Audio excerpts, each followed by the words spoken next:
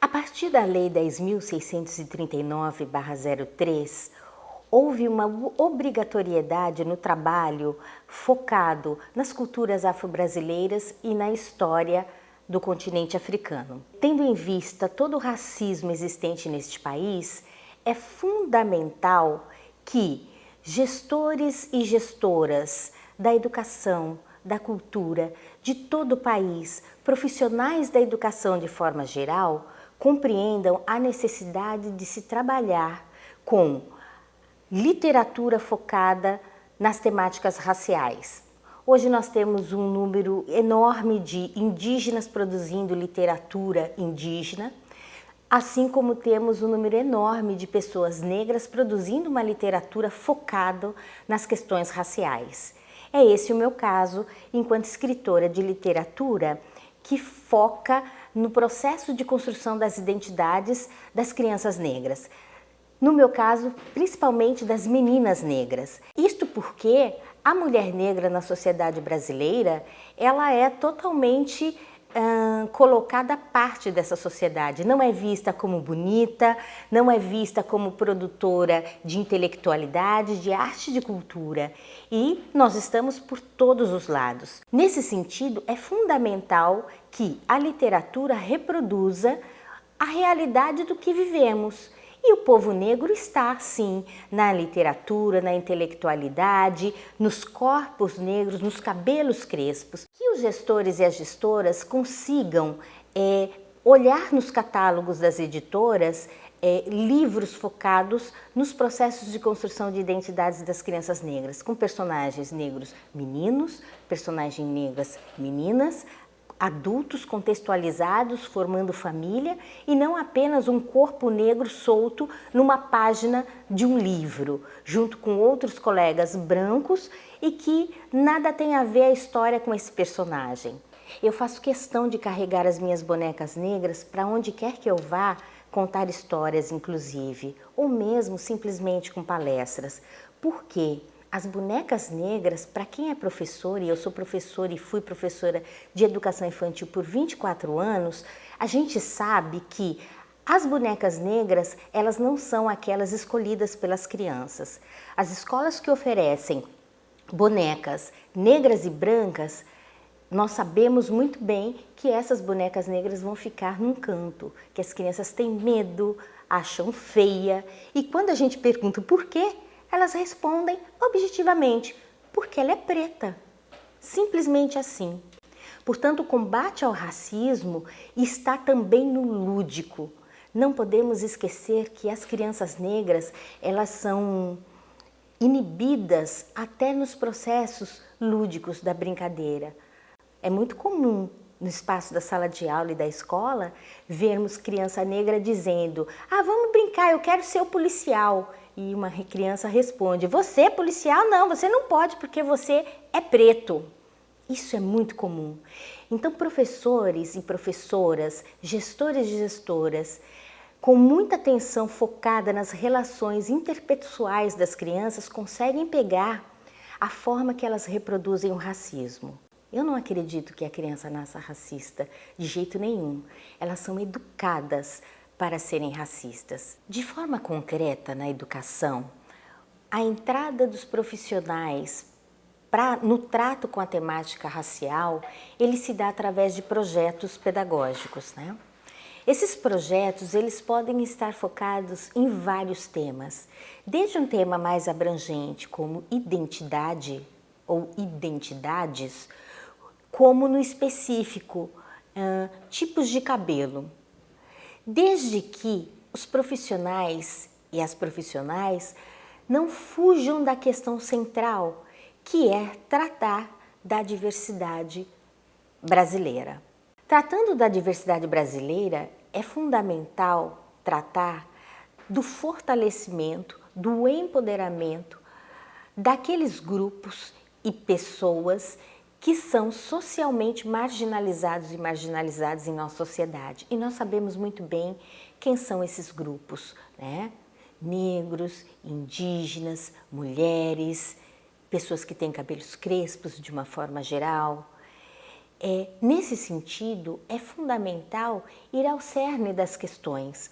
Não ficar só superficialmente trabalhando a questão da identidade como tão somente o nome, a história do nome da criança, como os pais encontraram aquele nome, escolheram aquele nome para a criança. Vai muito além de formar a árvore genealógica. E quando se forma essa árvore a partir de fotografias com as crianças, muitas crianças não negras vão perceber, né, pessoas negras na família. E aí começa a questão da identificação e de relacionar um tema, né, que parece ser do outro e da outra pessoa sempre, como um tema meu, um tema da minha vida. É muito mais profundo que tudo isso. Então, é trabalhar as relações.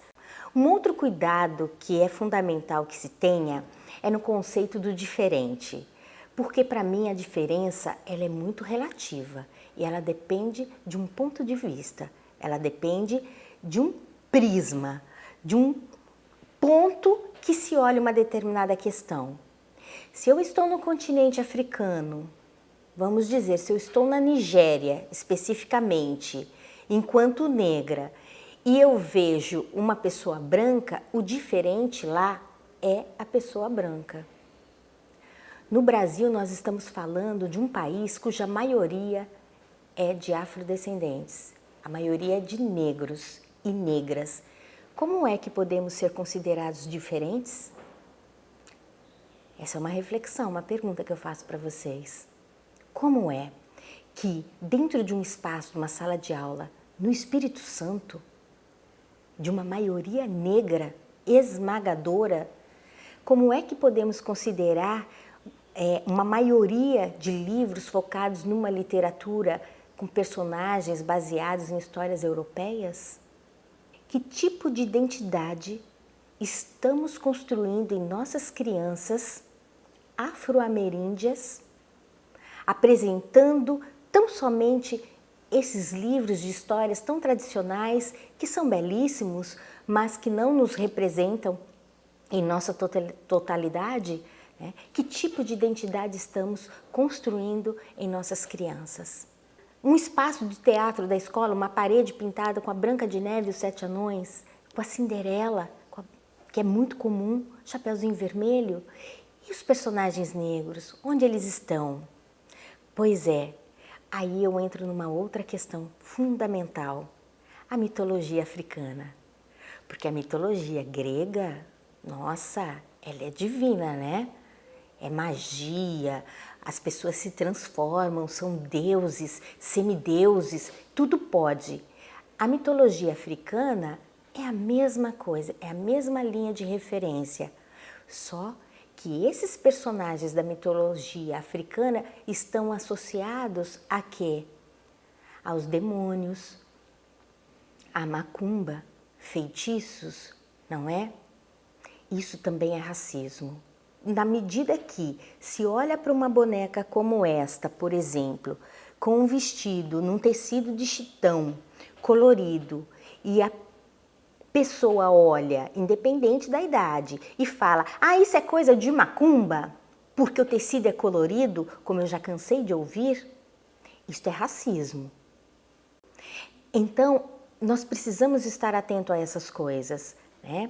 O que vem do continente africano, que, aliás, eu preciso dizer, é o berço da humanidade, cientificamente já comprovado nos últimos 10 anos, que a humanidade começou no continente africano, a partir da Eva negra, né? Esse esqueleto mais antigo que descobriram, fizeram a raspagem, levantaram o DNA dela e descobriram cientificamente no mundo que temos essa estrutura de DNA dessa Eva negra, né? Independente da cor da pele, está presente, portanto, nós remontamos a África enquanto origem, enquanto berço da humanidade. Isso é fundamental também que professores de biologia, professores de química consigam transmitir isso para os estudantes em formas de projetos, em formas de aulas, seminários. Por quê? Porque se todos se compreenderem a origem da humanidade enquanto África, é uma mudança de paradigma. para negros e para não negros. Considerar o continente africano enquanto berço da humanidade é uma mudança de paradigma sem igual, que fortalecerá tanto as crianças negras quanto as crianças não negras, né? Porque as crianças não negras irão entender que tem uma raiz africana, e as crianças negras vão deixar de se colocar num espaço de menos-valia, de valer menos pela cor da pele e pelo preconceito, pelas ações racistas que sofrem cotidianamente, todos os dias, todas as horas, inclusive nos espaços escolares. Portanto, é por isso que o estudo, né, ampliar a mente, ampliar as informações e as formações tem um valor tremendo para quem trabalha com processos educativos, educadores e educadoras de todos os segmentos, né? É fundamental ter esse conhecimento. África enquanto berço da humanidade, porque aí, dentro de um conceito africano, nós somos todos e todas irmãos e irmãs. E, portanto, se o sagrado está em mim, o sagrado estará também em você, independente de cor da pele. E assim, todos nós teremos a chance de sermos tratados e de tratarmos as pessoas como irmãos e irmãs. É esse o meu objetivo enquanto educadora focada na temática das relações étnico-raciais.